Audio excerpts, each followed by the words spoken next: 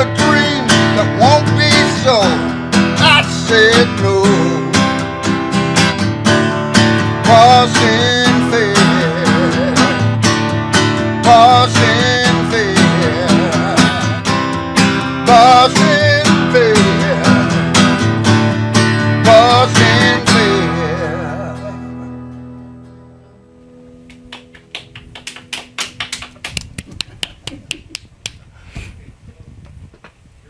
Okay. Well, thank you folks for tuning in. This is a live internet broadcast. You can call in to 360-693-7544. Tonight we're going to have one of our co-hosts, Dixie, and RJ, who's been here before, sharing information about his book, Memoirs of My Past Lives. Dixie and RJ last weekend attended the Ufo Festival in McMinnville, Oregon. And I was curious as to how did this get started, and so I looked it up on the internet and found out in 1950 a farmer was outside and happened to see a UFO up in the sky. Or no, his wife saw it, and she told him, and he ran in and got the camera and snapped a picture in 1950.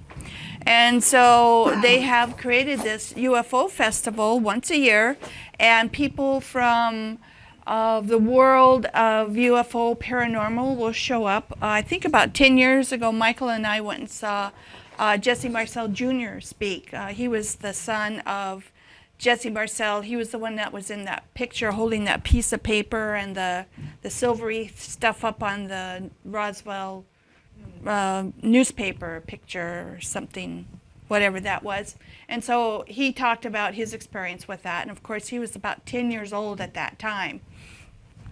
And then this year, Dixie happened to be able to hear the lecture from Travis Walton, who in 1975 was hurt rather severely, accidentally. And turns out the punchline is they took him up in the ship and actually worked on him to heal him.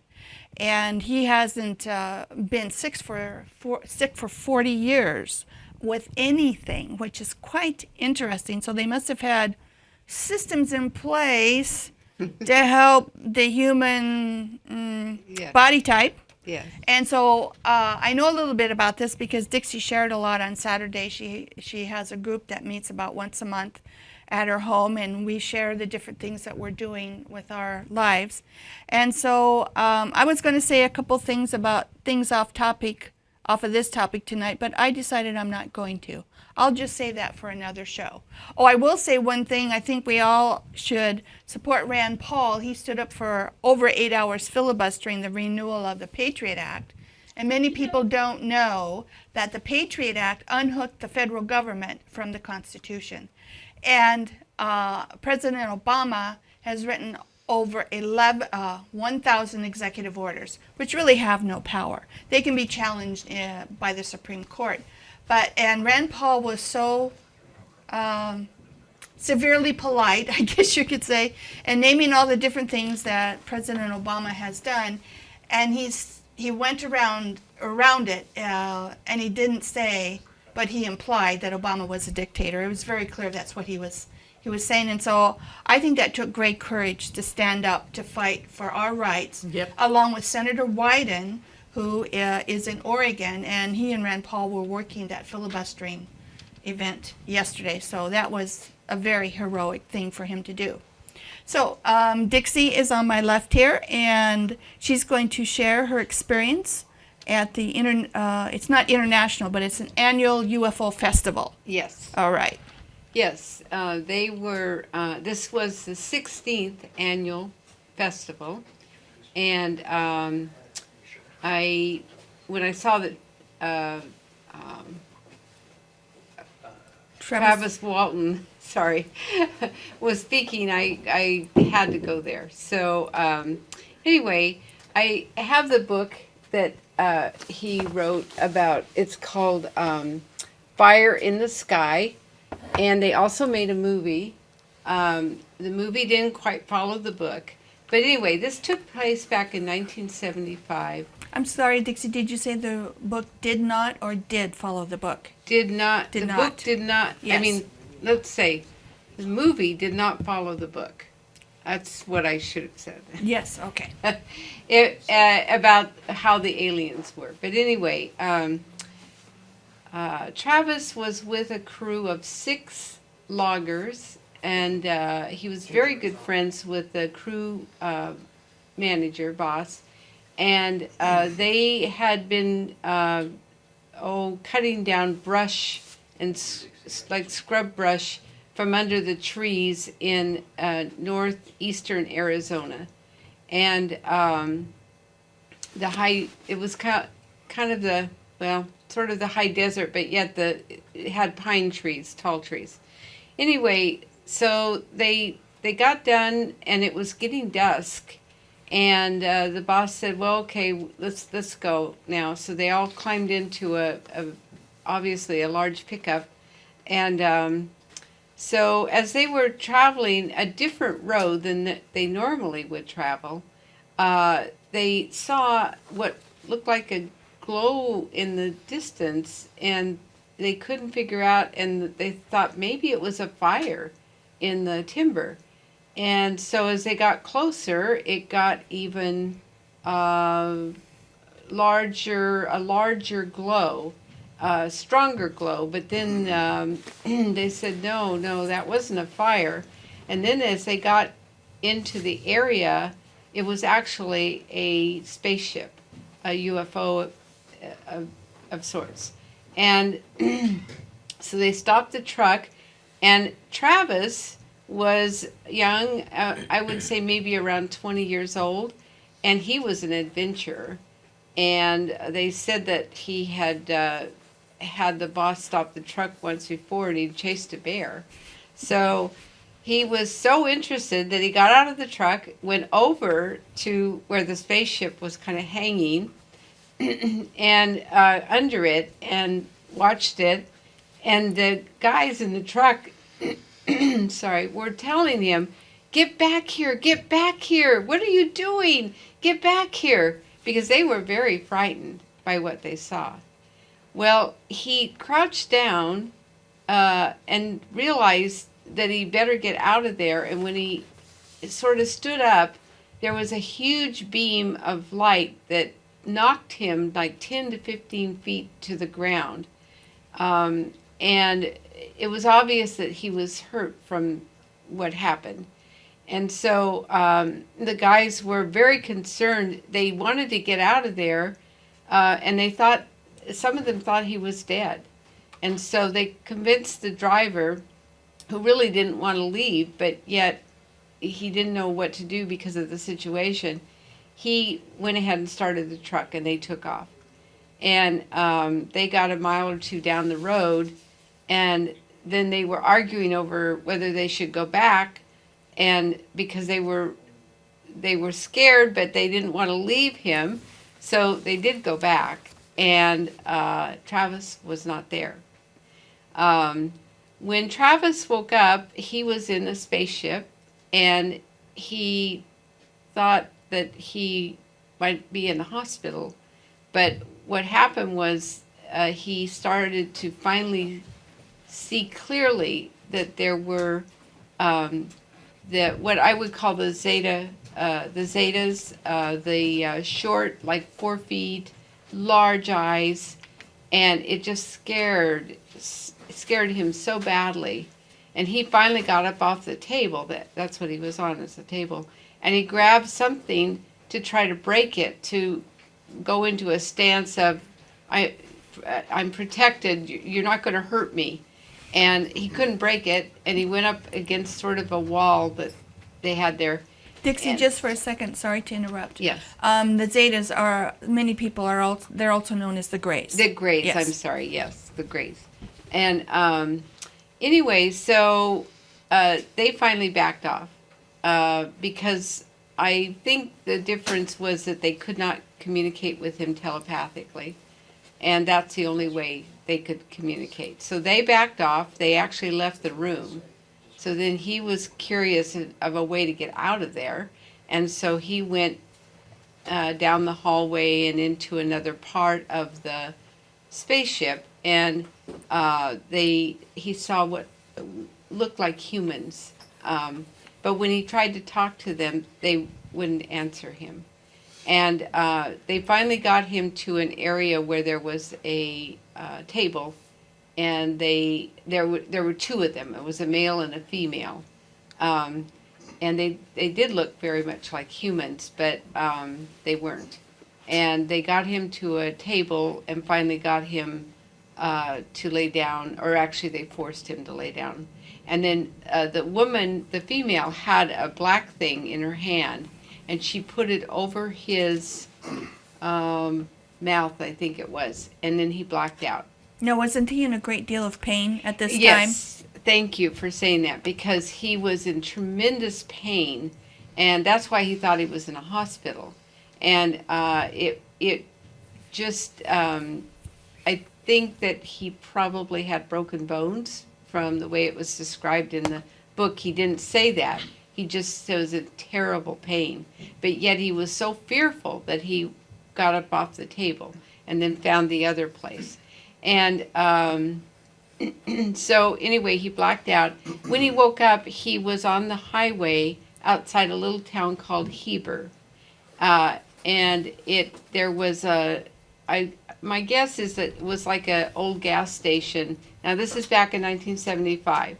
And they had a phone booth there.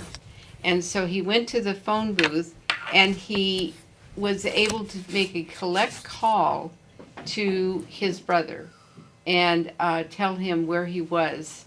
The brother thought it was a prank at first. He told his brother where he was, and his brother came and picked him up. What state was this? I'm sorry, this is in Arizona. Oh, Arizona. Yes. And by the way, the number, if you want to call to ask any questions, the number is 360-693-7544. The problem is that when Travis was reported missing by the crew, the police thought that he had been murdered, because they said, well, he had gotten hit by this beam, and then when they went back to get him, he wasn't there. And for some reason, the police thought the sheriff, there was a sheriff and other policemen there, and they thought these guys must have killed him. And so they had a huge search with hundreds of people that went out and looking for him, and they couldn't find him. So then 5 days later, he makes the phone call, and anyway, so they had the crew members, 6 crew members, take lie detector tests, and they passed the lie detector test, but they still couldn't figure out why there was no body. But so these beings, whoever took him, put him back in a location other than where he was taken from, so that he could make that connection with someone here on the planet. It was near the place that he was taken from, but it was still along a highway and not close to the little town, so that they wouldn't see who put him there. Mm-hmm. And actually, he was able to contact his brother in privacy, and his brother came to pick him up. It's an example of a UFO sighting and contact with 2 different alien races that shows okay, let's go back to Travis has done a complete turnaround. He was extremely fearful at the time that it happened. But in 40 years since 1975, he has arrived at the feeling that they saw what had happened, and it was not deliberate on their part, not on the aliens' part. He got too close to the ship, and there was an automatic beam that knocked him down, and they knew he was hurt. And so they took him up into the ship to repair and make him well. And so he said that he had worked for a lumber company. I think they closed a couple years ago, but he'd worked for the lumber company for all the years, let's say 38 years. Oh, he continued with that company. Yes. Okay. We have And- four people watching. Yes. Yay! Thank you. Okay. Okay, thank you. Anyway, he. Let me think about where I was here. He continued working for that same yes, company. and he said he has never been sick. So they took a very broken man, and physically broken, and healed him and put him back where he came from. And so, by the way, Travis Walton will be having a 40th anniversary conference near Heber, Arizona, in the first week in November of this year. So if you're interested, put Travis Walton on the internet and it will come up there. I have to say, we saw him at the International UFO Congress maybe 4 or 5 years ago and speak, and he's a very humble person. Yes. Very yes, humble. Yes. He, with all the notoriety, he has he still is himself. I guess that's the best way to put it. He's a very humble person, very caring, very kind person. Okay, so we saw Kathleen Marden, and she is a UFO, a MUFON, Mutual UFO Network. She's high up in that organization. And what is MUFON? MUFON it's Mutual UFO Network. It's a study of UFO sightings. Where people can call in or give details, reports, Yes, and they they investigate. have investigators that take care of that. And she talked about some very clear, what some people would call abductions, that there was no way to disprove it. Also, the History Channel right now is running their second season of Hangar 1 Files, and it is MUFON files that they're opening of 40 years of gathering data. Ooh. And making the information available on the History Channel, and it is very interesting. Excellent. We're up to 6 viewers now. Woohoo! Keep going, you're on a roll. Okay. Anyway, then we saw Stanton Friedman, and he did a lot of proving of. He was going to be talking about the. He was MJ12. That's right. MJ12, Yes. but he went through a lot of proof of what was happening, and he didn't really explain it very well. And I'm not criticizing Well, him. he's a physicist. He talks physicist talk. Well, but it was not very interesting because he didn't actually talk about MJ12 and what it was all about. So anyway, then we saw Grant Cameron also, and he is from Canada. He's a Canadian ufologist, and he talked about consciousness, and he explained the right brain and the left brain, and how we are affected by the different ways of looking, our perspective of things. Now, I'd like to introduce R.J. Anthony, who wrote Memoirs of My Lives. And he went also to the UFO Fest, and he has probably a better explanation of what Grant brought us, which, by the way, was very, very interesting information and new to me. So, RJ, it's your turn to tell us about Grant. Well, thank you. Before I'd like to talk about Grant, though, I'd like to remind everybody that Shit. as far as Travis Walton goes, All the other shows, Gus. It's okay. Mike? Sorry. That's all right. Okay, RJ, go ahead.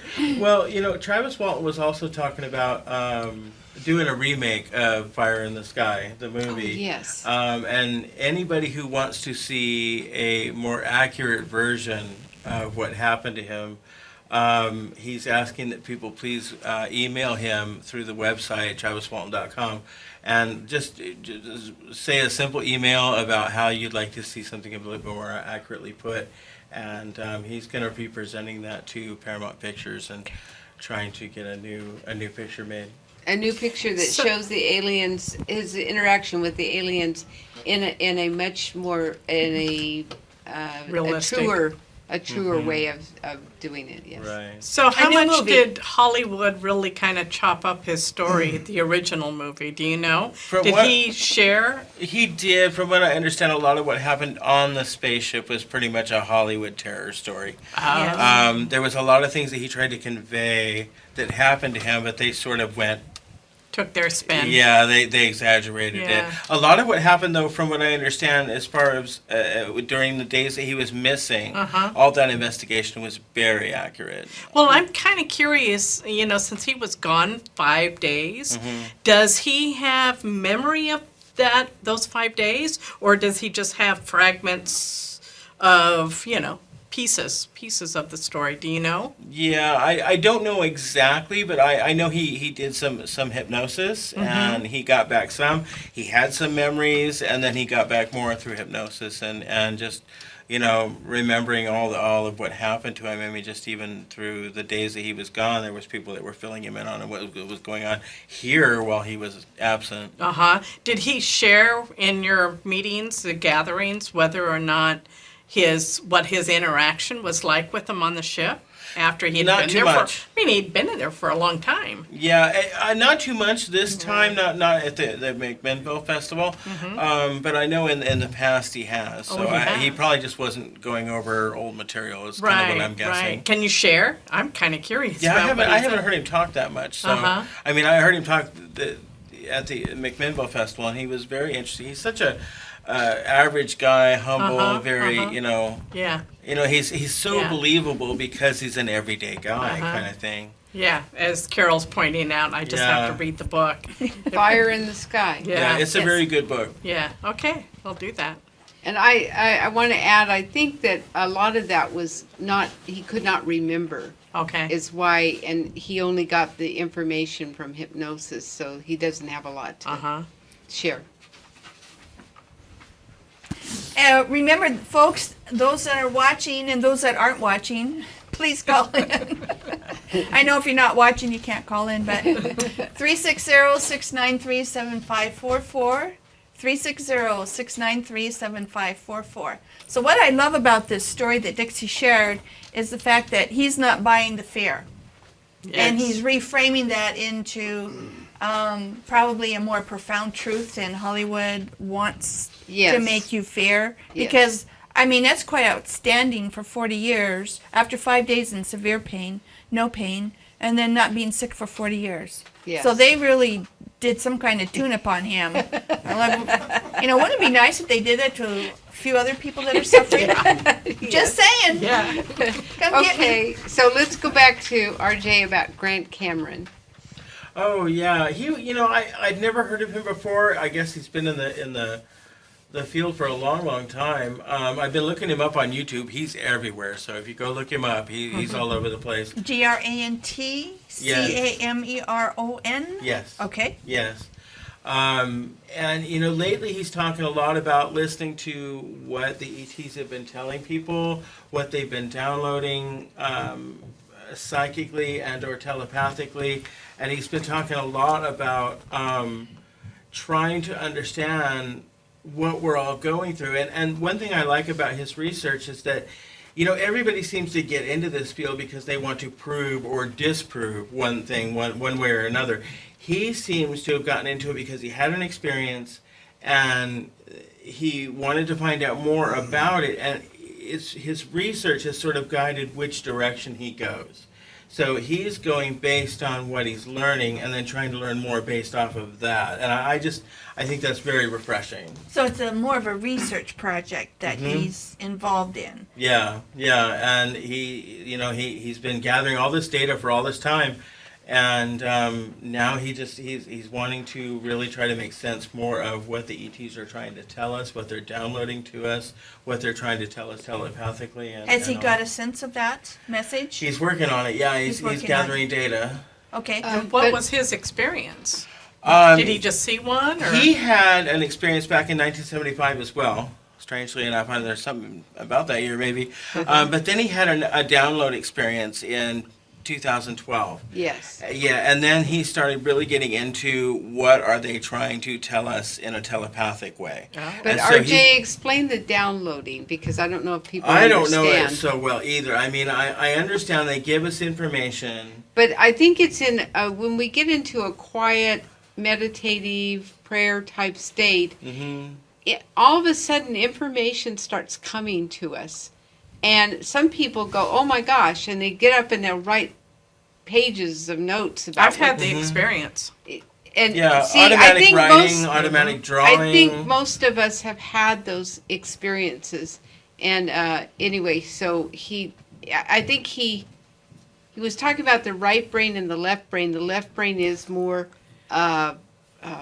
like a physicist, like Yes. everything has to be Logical. proven. He talked And- about trying to quiet the chatter of the left brain. Yes. So that more of the right brain abstract stuff can come through more clearly. I Right. think a good example of a download was Gene Roddenberry and him putting forth the Star Trek experience. Yes. That's obviously a download. That's a Yes. higher thought download. Yeah, and he talked a lot about musicians Yeah, who Bob get Dylan. things that come through very, very quickly. I mean, as a writer, I also get things, and you know, sometimes it takes a long time to get out a certain sequence of thoughts or whatever. But some things come through very, very quickly, and I think that's what he's talking about with the downloads. Is some things are just effortless. Well, that's what happens to Bobby Lee, right? That's His exactly right. songs just are just there. Oh yeah, instinct. Everything. Every they every almost song write you've ever themselves. created. It's all, you know, it's really, for me, what's really phenomenal is when I get a song like you're talking about, when I get a piece of information like that, it comes through like the whole band. I mean, everything, dump. Wow. It's literally a dump. And what you hear is what I'm able to pull out with what I'm playing with and what I'm singing. But there's a whole bunch of stuff going on in there. I make sure I keep up on my medication and everything's okay. All right. So the song "Busting Fear." That came instantly. Yeah. Okay. I thought about it. I'd be honest with you. I thought about Carol ever since this show came on. Talking to your mic. Oh, I'm okay. Ever since this show came on, the word "busting fear" just really intrigues me. Comes from a movie I saw years ago called Dune, and there's a reference to fear in there. Fear is the mind killer, the little. Oh death. yes, Dune. Yeah. And Yes. yeah, and so I'm sitting here one week and just getting ready, practicing for both shows, and all of a sudden I was going, "What's this?" And it just bam, there it was, all of it, all at once. That's exactly what Cameron, Grant Cameron talked about in his speech to us, about how it will just all of a sudden all come, and anyway, it's like being downloaded. So, anything else? Yeah, I would highly encourage everybody to try to keep notes, and like he said, I agree with what he's saying. I think we should all pay real close attention to what they're trying to tell us, and try to keep a collective notepad, so to speak, so that we can all learn from each other. As we all get different pieces, we're all going to be getting. Well, and I think The it picture. all brings us into the oneness. Actually, it's not just aliens, ETs that are downloading. It are a spirit, God, angels. It's all coming to us. Inventors, Thomas Edison. Nikola Tesla Yes, was the man behind Thomas Edison for Oh, most of those yes. inventions, actually. and Albert Einstein. I mean, those people had. If you read information or see movies about them, they tend to, they'll sit quietly and suddenly information will come to them. And so anyway, I think it's happening. It has been happening and is happening a very, very, a large amount of what is invented comes from that. Tap into that higher awareness. Yes, we all have that ability. That's the whole point. We all have the ability. So get in a quiet state. Let's say you go to bed and you're just in that state in between being awake and asleep. That's a time when stuff will come. And I've had people say they woke up at 4:00 in the morning and suddenly all this information was in their head and they had to get up and write it down. So it happens to everyone. So be receptive. It happens to me in the shower. And the interesting thing about a shower is you have more negative ions because of the friction of the water on the air. Yeah. Or it's when you go to the beach or a thunder and lightning storm, there's more negative Or near a ions. waterfall. Or under waterfall, right. So when I'm thinking about the show, I usually, something comes to me on Wednesday when I'm in the shower before the show on Friday, and I go, oh my gosh. And so it's very interesting. We have just a few minutes left, folks, and we're hoping someone will call in, and then we can extend the show a little bit and have a great conversation. 360-693-7544. 360-693-7544. Oh, yes. In the morning? Oh, wonderful. At 8 o'clock tomorrow morning at Lake Vancouver, is that where it's at? Lake Vancouver, there's dragon boat races, and FETV 11 will have a booth out there. However, the business cards didn't get printed in time. I think they don't have any flyers either, but I guess you'll hand out pieces of paper to watch. They also have, Underground is coming up at 9 o'clock. There's also Funk Shop and bartending for drunks. And then they've been working on a morning news show about 7 o'clock in the morning. 7, what time, Mike? 7:30? Anyway, 7 o'clock. And please watch the first show. It's quite hilarious. Things didn't work out right, What but day? they're improving. A What- morning news show. Oh, every day. Yeah, every day, morning news show, yes. And then Sue will be going on a journey to spend time with her daughters, going to have Yep. a child. She'll Yep. be gone for about 2 months. So I'm going to miss everybody and And the education that I'm getting. But you can call in. Yes, I will do Do you that. have a camera on your, are you taking your computer? Well, my daughter has Skype on her. Oh, well on then her- we'll on her figure out the computer meantime there. and Skype you in then. Yeah. and also she is going to where the crystals are in Arkansas. Yes. And yes. there's the crystalline. The DNA is being changed to a crystalline. Anyway, I won't Yeah. go into all that, but we'll get a report back when Sue comes. You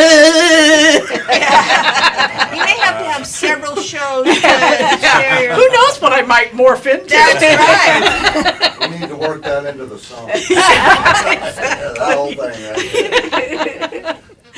Exactly. And remember RJ's book, Memoirs of My Past Lives? No. Memoirs of my life. my Memoirs lives. of My Lives, and it details 13 memories of 13 past lives, and 3 of them, yeah. 3 of them were non-terrestrial. Extraterrestrial, yes. Non-terrestrial, yeah. And then, of course, Fire in the Sky by Travis Walton. If you want to know what really occurred and step out of the fear, read his book. So Fire in what's Sky. the? I have Where- to mention. Yeah, do we have time? Quick. You know the book, The Stroke of the Woman that was the doctor who had the stroke? On Ted? I can't think of her name, but she wrote the book. Taylor. Yeah, I don't know. What was that? Oh, I thought somebody was saying I something. think that A was the stroke lady of that- insight. A stroke of insight. Yeah, I think that was Lady And Brett was it's talking all about. the right side of the brain. Yeah, because her she- left brain was shut down for a while. Exactly. Yeah. And Wilson Taylor, or Taylor Yes, Bolton. yes, One and of it those. was a She was on fabulous 10. read. Yeah, Yeah, and on she the- talked about that. Yeah, Yes. on the whole idea of the right brain. Yeah. Yes. Yeah. We'll have to do more in the future about this. Goodbye, everybody. Thanks for See you watching. next week.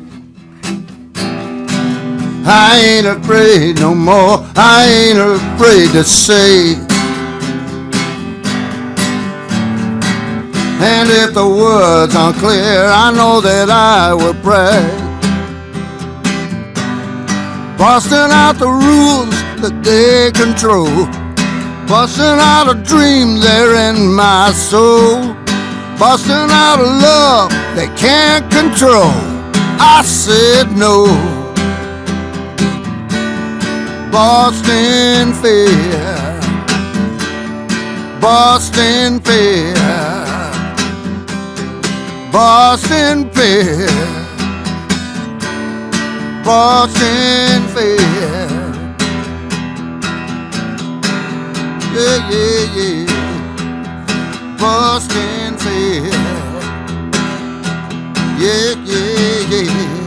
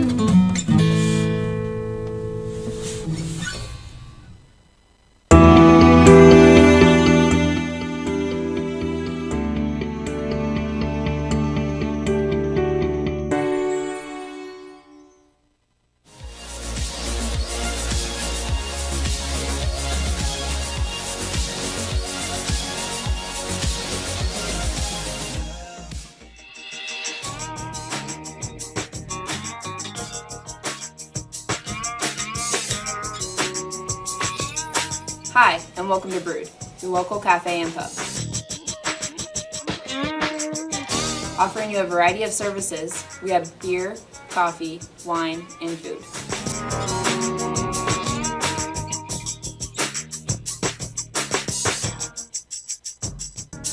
You can find us on Facebook at Brood360 and online at broodcafepub.com.